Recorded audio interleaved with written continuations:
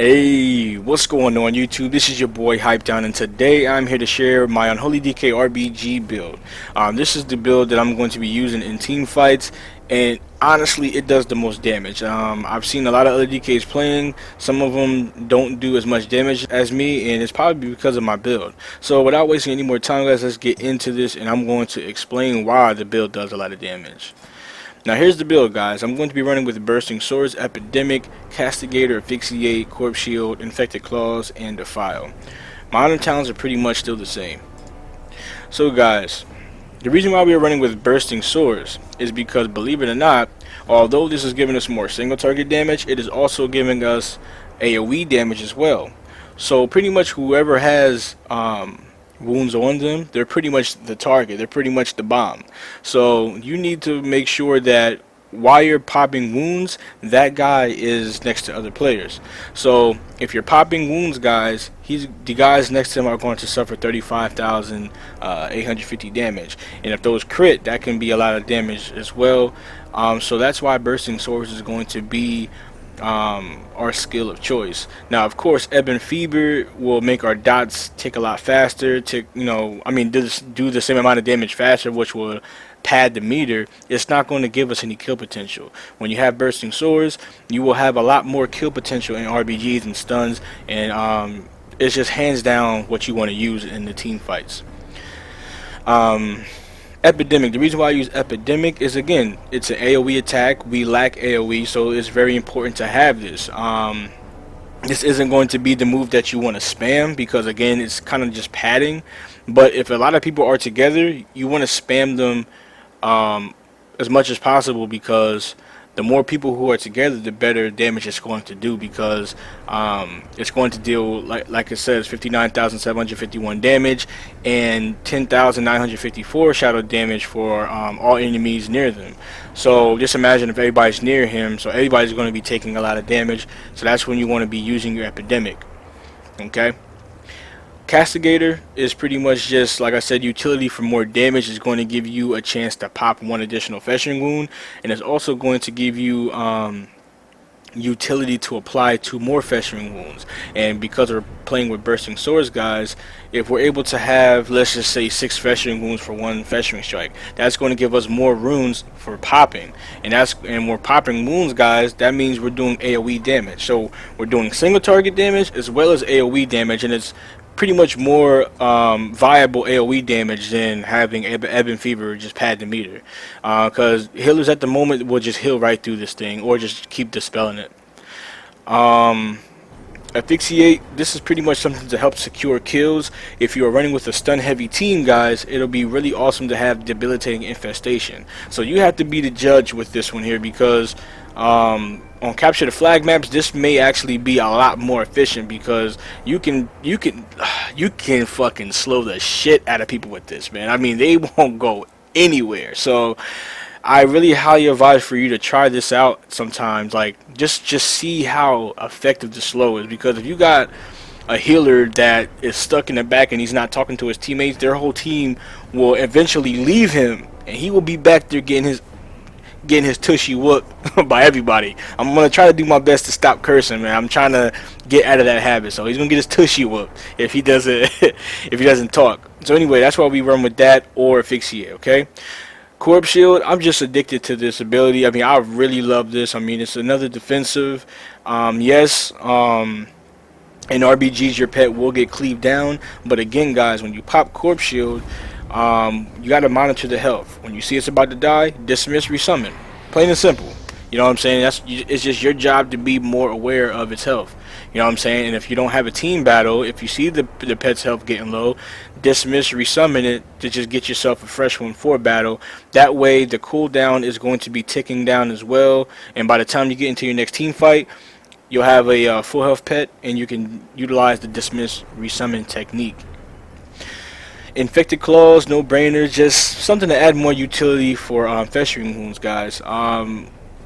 This is very awesome. Like, I can't explain how great this is when the pet actually applies wounds to the target. I mean, it just saves you runes, and it just helps you out with your Bursting Swords. Like I said, the more wounds we can get, the more AoE damage and more single targets pressure we can have. And last but not least, we're going to be using Defile. Why? Because in an RBG battle, guys, there's 10 players, okay? And there's minions all over the place, and it's never impossible to get your full stack of 10. So it's your job to place this at an efficient spot.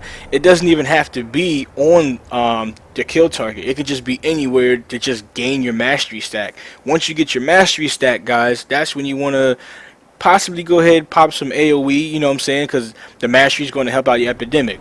The mastery is going to help out your bursting swords, you know what I'm saying, because when you burst wounds, guys, don't forget, this is shadow damage, okay? So that's that. And then you're going to have your dots on everything as well. That in the more mastery, your dots are going to tick harder.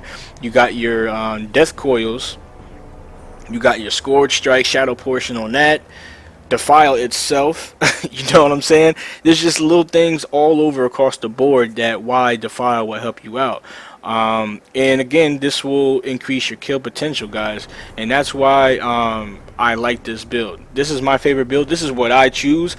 People play with different things, but the most damage I've ever done in a RBG, okay, versus a pretty good team was, I think, 150 million damage, and I got that video coming very soon, and I break 100 mil damage all the time. I mean, it's nothing, it's not like a rare thing, and it's an RBG, and I'm not talking about scraping 1600 teams. I'm talking about 2600, 2500 MMR teams. At the moment, MMR is crazy, and I'm up there playing against some of the best competition right now, and it's just a good feeling, you know.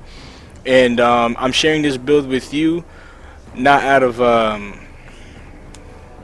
what's the word? I don't even know the word I'm looking for, but I'm just trying to let you understand that this might not be the way, but this is my way, and I'm telling you right now, this does a tremendous amount of damage, and I want you guys to try it out and let me know what you think about it yourself.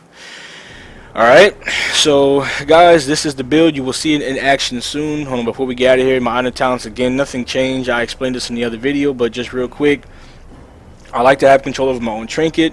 If you're above 80% health, this is going to be a passive icebound fortitude. Okay, I have played, like I said in the other video, I play with a lot of healers that can keep me above 80% health. So having that 20% damage reduction is awesome.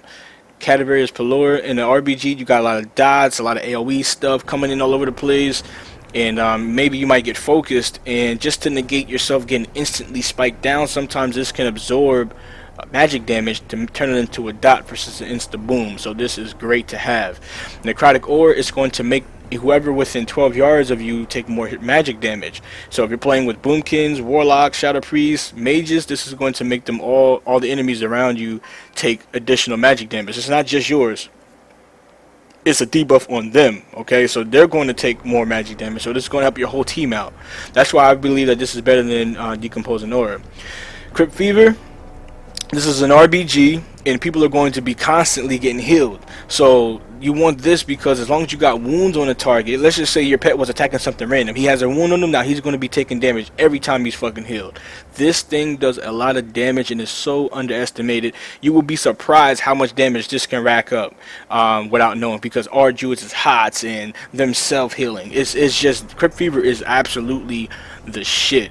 It's like a passive dot, and you don't realize it, because when you, real quick, when you put a Festering Wound on a target, look how long this thing stays on, okay? That's like, what is that, like 25 seconds? I don't know, hold on, let's see.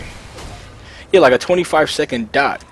Now, of course, it's not doing damage now, but if I was killing him, he would have to heal himself, or the healer would have to heal him, and that's when he's going to take damage. It's going to pretty much subtract some numbers from the healing that he's being received. So that's why I like that, guys.